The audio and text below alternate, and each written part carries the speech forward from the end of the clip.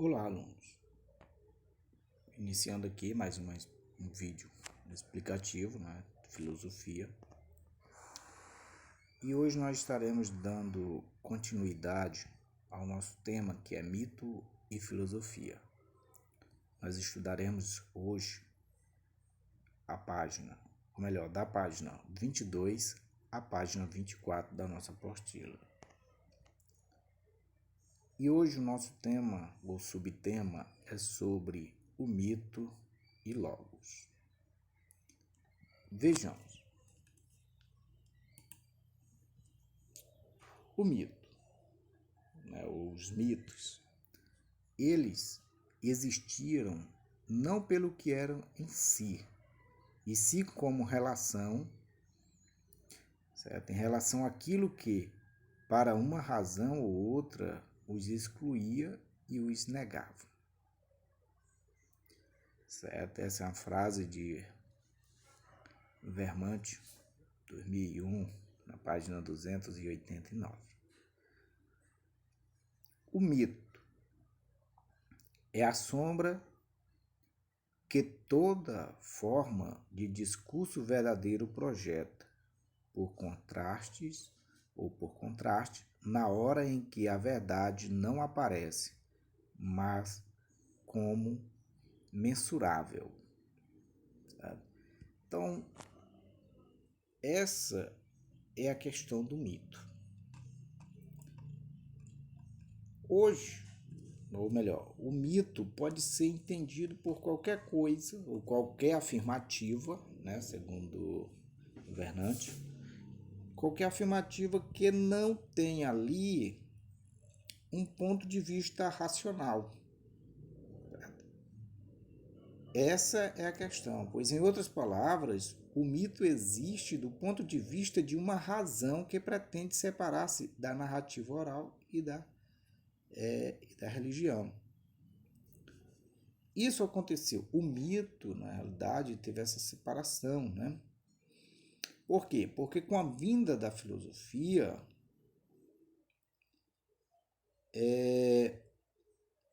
constituiu-se em vez, abrindo aspas aqui, no mito, como era que eram as coisas, ou o ensinamento? Era aquilo que era passado, era obrigado a ser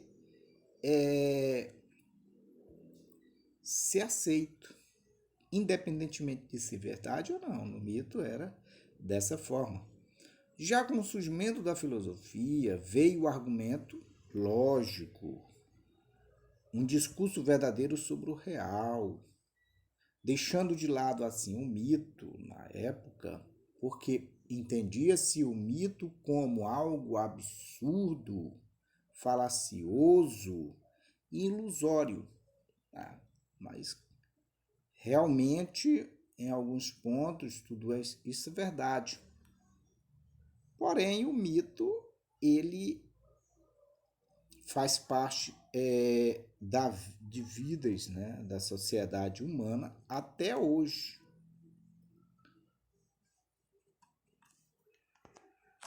Continuando, o mito hoje.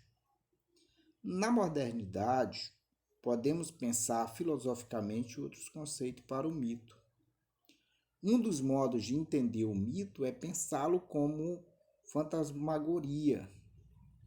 Isso é aquilo que a sociedade imagina de si mesma a partir de uma aparência que acrescenta ser a realidade.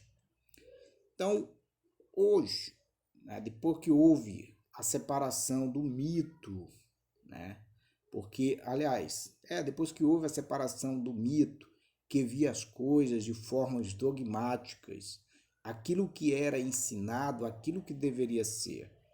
Aí surgiu a filosofia, que aí já passou a dizer, não, hoje, se eu afirmar algo, cabe a você questionar e cabe a você buscar uma razão para aquilo. Certo? Então, a filosofia, ela está voltada a um conhecimento racional, onde se procura explicar as coisas e não aceitar de uma vez por todas, certo? Então, o mito é visto hoje como uma forma de fantasma, certo? Que o quê? Que reflete na realidade aquilo que a sociedade pensa de si mesmo. Isso é entendido por mito, né? No conceito moderno. Continuando, certo? Em questão de conceito moderno ainda, nós podemos colocar o progresso. No nosso material didático está mais aprofundado, vocês deem uma lida também, gente. Então vejamos, hoje, um mito, né, que é o progresso. Segundo alguns chegam a dizer, é mítica a ideia de progresso, porque é uma ideia que nos move e alimenta nossa ação, mas na realidade não se concretiza. Então vamos ver o que é que Boaventura fala, né? Ele defende que todo conhecimento científico é socialmente construído, que o rigor da ciência tem limites inultrapassáveis e que, por sua pretensa objetividade, não implica em neutralidade. Daí resulta que é acreditar que a ciência leva ao progresso e que o progresso é a história e a história são, de alguma forma linear, pode ser considerada como um mito moderno da cientificidade. Então, o que é que acontece?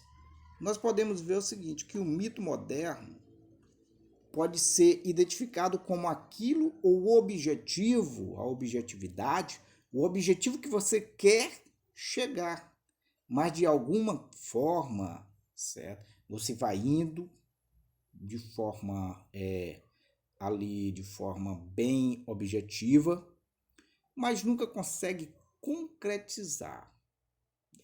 Aí nós temos uma figura, né? O progresso, botei essa figurinha aí para representar, no qual o progresso de vida é assim. Você vai subindo de degrau em degrau em degrau. Quando chega numa meta, sempre vai ter outra meta, certo? Vai sempre progredir. E esse deve ser nosso objetivo, viu, gente? Viu, alunos? Nosso objetivo é progredir e nunca regredir. Uma vez me disseram o seguinte, que o conhecimento que você adquire, ninguém pode tomar. Mas cabe a você definir se vai querer, né, adquirir conhecimentos, saberes ou não, ou ficar acomodado.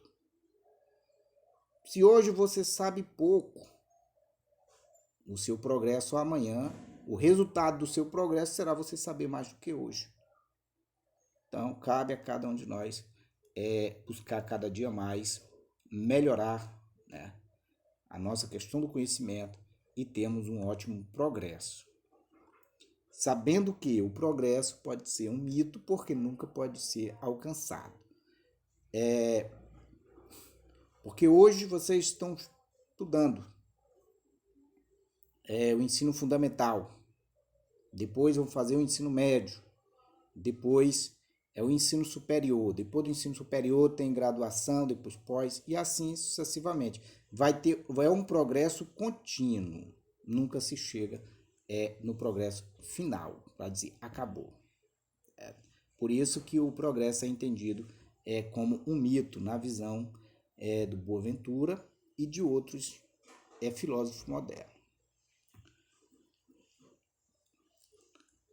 Na época, lá pelo século, eu botei aqui 17, mas na realidade o século é 18, certo? Corrigindo. No século 18 surgiu uns pensamentos, né? Surgiram uns pensadores e esses pensadores ficaram conhecidos como iluministas, que deu origem a esse termo, iluminismo, que nós vamos ver um pouco agora.